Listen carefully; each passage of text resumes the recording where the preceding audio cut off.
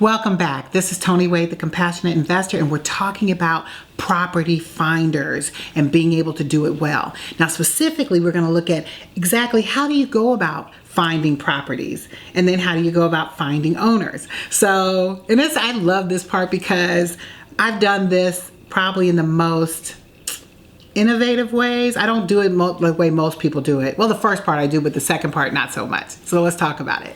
So first of all, when you're trying to find a property, I like to go to areas that I know are like heavy hitter areas. Like I know everyone's looking for a house in this area. And I do that for myself personally. When I'm specifically looking for properties that are in my sweet spot, I'm driving that neighborhood. I'm looking for things that look like it's a property that's in distress. We describe distress as the lawn isn't kept. That's your first indicator. They ain't mowed the yard. And I'll sometimes check regularly just to make sure they didn't just miss a cut, but that the yard is disarray. Also, if they've got like newspapers piling up in the corners, if they've got old beat up cars that haven't moved forever, if they've got mail that's sticking out of the mail slot, if the windows are all closed, you never see the lights on, those are like distressed properties. And you want to find those in areas that are popping, because if the whole neighborhood look good, except for that one little house, that's the house you want to go for, because everybody in that neighborhood wants that house to look like it's supposed to look, because if it isn't, it's bringing the values of their homes down. And everybody wants the value of their homes going up. So getting rid of those properties are critical. And I'll talk about why that's important in just a moment. But those are the type of things that you should be looking for.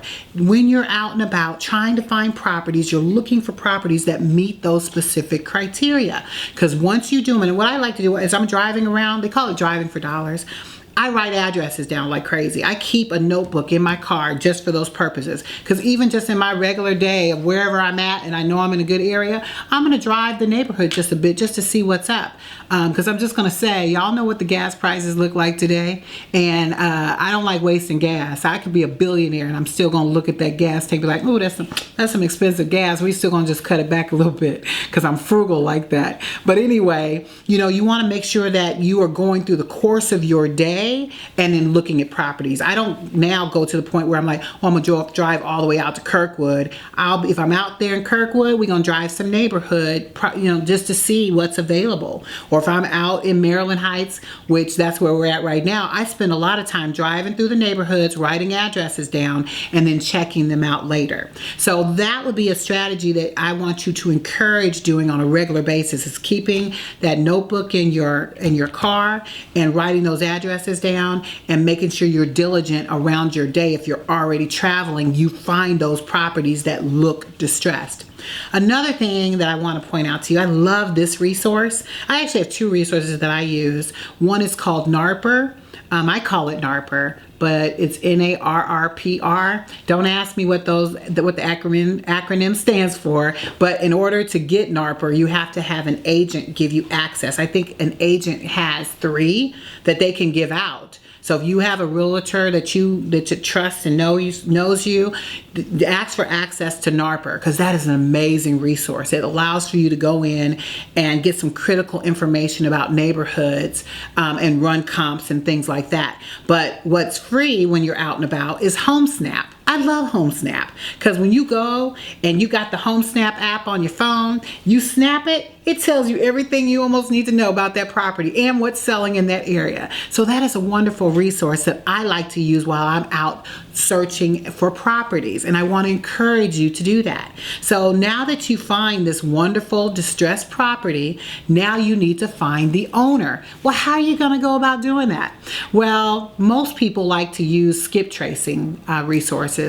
I am not really a fan. I've tried it. It's not so much my thing, but there are 2 resources out there now. Don't hold me to this exact. I think one's called PopStream or PropStream, and then there's another one. But in any case, just look up online, skip tracing for real estate.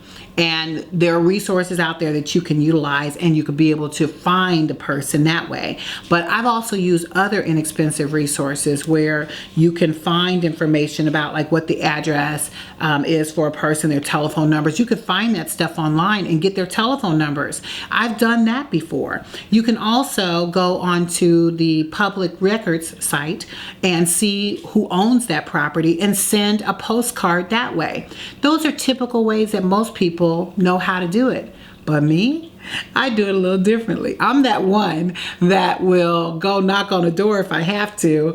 Sometimes I've gone into neighborhoods and, make sure you look nice too, or, don't go looking jacked up or looking like, you coming to rob the place. You want to come in there looking professional, maybe in a nice polo shirt, and you're in the neighborhood. And I like to choose Saturdays, because what are people doing on Saturdays? They're working out in their yards. The people in the neighborhood are doing the things that they do outside. They're washing their cars. And I'm so friendly. I talk to everybody. So when I go into a neighborhood and I see a house and I see a neighbor like next door or up the street, and I'll just introduce myself. Hi, my name is Toni. I'm just driving the neighborhood. I see this house over here. Gosh, that's a nice house. Do you know what's going on with it? And I just sort of look sort of puzzled, what's going on with it? Next thing you know, the neighbor's telling me who lived there, how the grandmother was there. They put her in a nursing home, and now John lives in California. He's trying to figure out what's going on with the property. Like, he will tell you everything. You get the right one. And I'm here just observing and taking notes. Oh, really? That's great. Oh, wow. Well, do you happen to know how I can get a hold of John? I really like that house. I like this neighborhood. Do you know how I can get a hold of him? And guess what he's doing? Sure. You know what? I got John on speed dial. Let me just give him a call and, hey, John, I've got this lady. I mean, they do this. I'm not making this up. People will help you. Why? Because this is their neighborhood. You look like a nice, friendly person that they want coming to their neighborhood. And they gladly would want to get this property looking better because it is just an eyesore. Those are the type of things that you hear people talking about. But that is that innovative way in which I've gone to look at properties. And I want to encourage you to sort of get the gumption to sort of do that too. And if you're not so friendly and that's not your way, there's so many other ways that you can do it. But that's just my nature. I go into neighborhoods friendly and, or sometimes, have I done that one before? I've done this before. So I have a nonprofit, and sometimes I've given out my post, like I'll give my business card out. Hey, I work with this family, and because I work with families. I'm not lying, but I work with families who want to get housing, and I pass my card. So you see how you show your professional side? You can do that too. There's so many different ways that you can go into properties to find people, but that's sort of what I do. One other point that I'll share, which I'm telling you, I'm that one. I'm pretty innovative, and there's not too much I won't do to find out who the owner is. But I actually had one property where I found it, and they lived in the area. That was their rental, and they lived like in St. Peter's. So after I made contact and sent a card, I then went by their home with my business card, because I'm not going in there unprofessional. I went to and I literally wrote on the backside, hi, I saw that you own this property, would love to chat with you. And I put that on the back of my card, put it in their door, and I got a phone call. Hey, I had a business card put on my door from Toni Wade. Is that you? And I'm like, yes, I am. And then that started a conversation. Like, that's how creative sometimes you need to be in trying to find the property. Because what is your ultimate goal?